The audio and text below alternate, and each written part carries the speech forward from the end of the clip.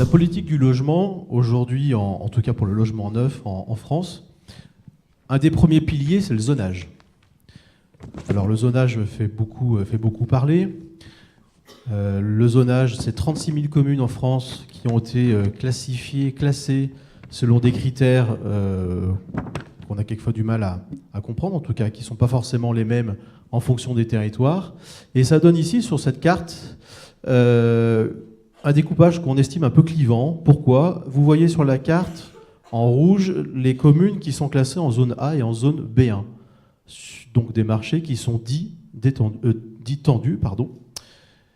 Et donc sur ces marchés-là, qui représentent, vous le voyez ici, 41% de la population, donc c'est une part importante, évidemment. C'est 65% de la construction de logements neufs en France.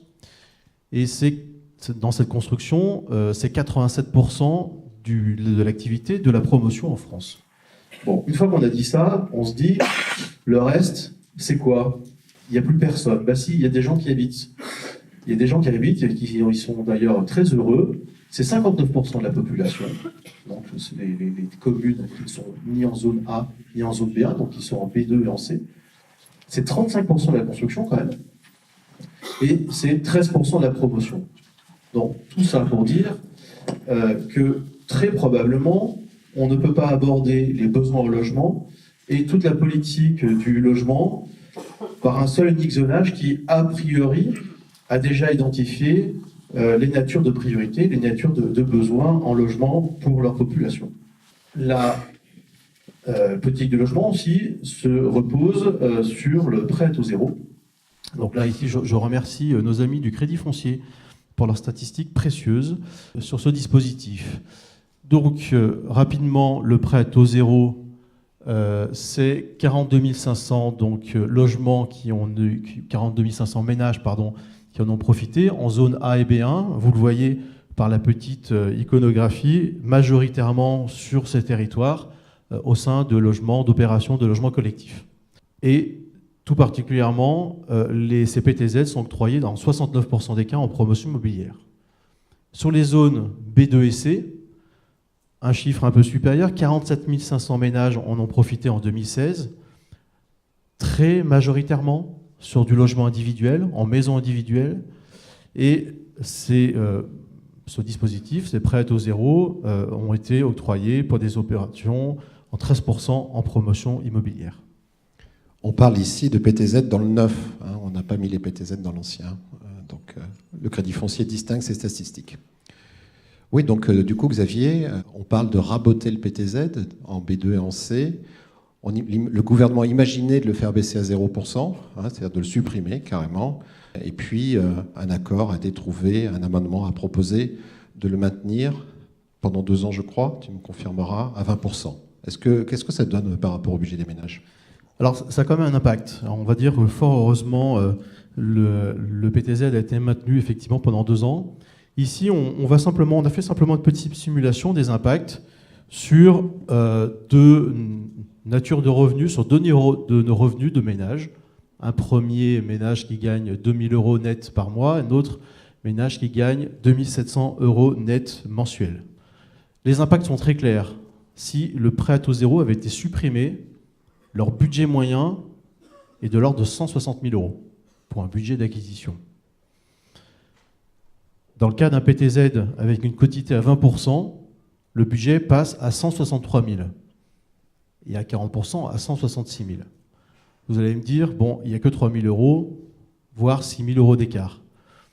Ça peut paraître relativement faible, mais néanmoins l'impact est très important sur la capacité d'investissement ou d'achat des ménages. Sur ces budgets-là, vous êtes parfois à quelques milliers d'euros près pour pouvoir obtenir votre financement. Puisque là, on parle principalement de primo-accédants. Vous voyez que ces budgets représentent pour la plupart des villes B2, hein, pas à Lyon. C'est un T3. Et puis après, on va dire, en périurbain ou en rural, on est sur des budgets de maison. Là aussi, c'est tout finalement le marché de la primo-accession qui, on va dire, à 6 ou 9 000 euros près, si on avait supprimé, là, les impacts auraient été très, très négatifs. Mais déjà, en rabotant 20%, ça peut poser problème pour certains ménages.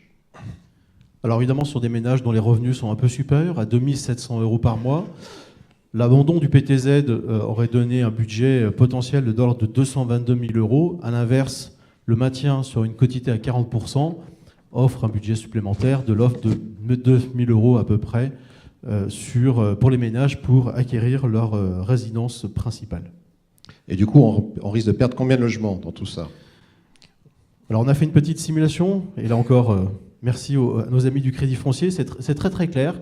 Dans l'hypothèse d'une suppression du PTZ, ici, très probablement il y aurait eu une perte de l'ordre de 40% de logements dans la construction, sachant que, de 40% de logements financés avec du PTZ. Il y en a eu 47 500 en 2016, en zone B2 et C, puisque c'est bien de ce territoire qu'on parle. Probablement 40%, soit une perte de 19 000 logements. 19 000 logements sur 47 500. Pour 9 000 balles de revenus, de budget unitaire, vous voyez, la chute aurait pu être importante. Bien entendu, avec le maintien d'une quotité à 20%, la chute effectivement est un peu moins nette, l'impact est un peu moins net, avec une baisse estimée de l'ordre de 15% pour une perte de l'ordre de 7 500 logements chaque année. Et on va parler maintenant du dispositif Pinel. Donc même chose, première chose qu'on regarde sur le dispositif Pinel, c'est la distribution des ventes dans le graphique qui est à gauche. Donc vous voyez par grande zone, on a fait zone A, B1, B2, C.